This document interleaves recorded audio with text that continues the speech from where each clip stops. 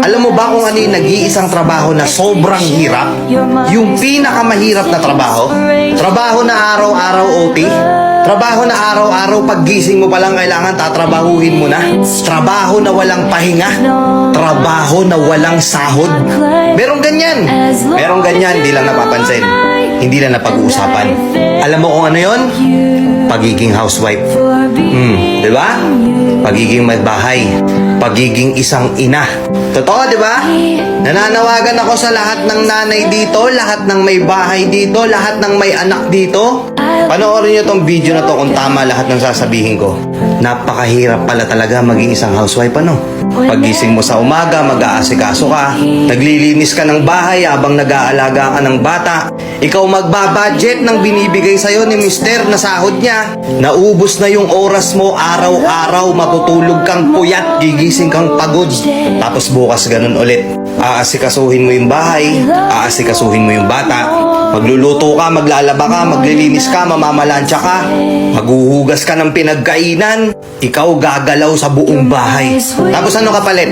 Pag-uusapan ka ng ibang tao, palamunin ka lang daw. Tapos minsan kay questionin ka pa bakit wala nang natira sa pera. Saan mo dinala yung pera?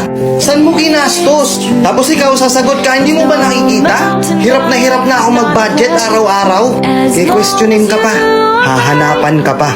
Wala kang choice kundi gawin yung mga trabaho na yun araw-araw. Kahit na minsan marami kang naririnig na pinag-uusapan ka, napakadali lang naman yung ginagawa mo, nasa bahay ka lang naman. Hindi naman ikaw yung nagtatrabaho. Simpleng-simple lang yung gagawin mo. Gusto ko lang malaman ng lahat ng mga nanonood dito na huwag niyong minamaliit yung mga babae porket nasa bahay lang sila. Hindi porket na andun lang sila, nasa bahay sila, di sila umaalis, wala na silang ginagawa. Sobrang hirap na trabaho. Sobrang nakakapagod. Pero wala silang choice. Kailangan nilang gampanan yung responsibilidad nila. Na minsan, yung iba pa nga dyan, masakit to kung sa masakit, pero ang trato sa inyo katulong na, di ba? Minsan sasabihin ng mga nanay natin, hirap na ako maglaba, suot lang kayo ng suot ng damit. Ano ba, baso na lang, hindi nyo pa mahugasan. Nakaayos na yung damit mo, kukunin mo pa yung nasa ilalim ni hindi mo man lang maibalik ng maayos. Di ba?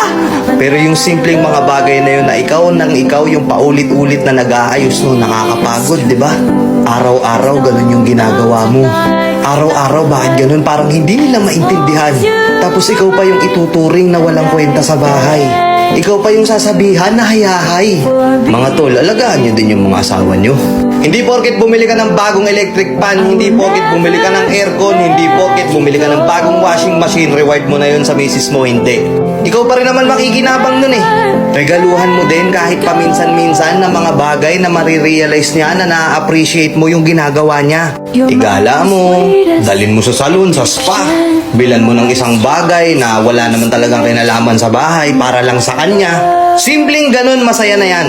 Lahat ng pagod, tanggal yan. Tama, di ba mga madam? Itong video na to para to sa lahat ng kababaihan, sa lahat ng nasa bahay. Isang trabahong hindi mo pwedeng hindian. Isang trabahong walang sahod pero hindi ka pwedeng mag-resign. Isang trabahong napakahirap pero marami silang nasasabi sa'yo. Mga madam, pakatatag lang ha.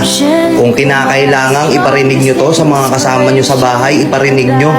Baka sakaling magbago yung pagtingin sa inyo. Baka sakaling matauhan at maintindihan kung gaano kahirap yung pagiging housewife sa bahay nyo. Baka kasi hindi nila naiintindihan na kahit araw-araw mong sinasabi sa kanila kung gaano kakapagod sa kanila, wala silang pakialam. Baka sakali pag narinig nila tong mensahe sa video na to, maintindihan nila. Alagaan nyo si Mrs. Asawa yung kinuha mo, hindi katulong. Kuha! Let's go!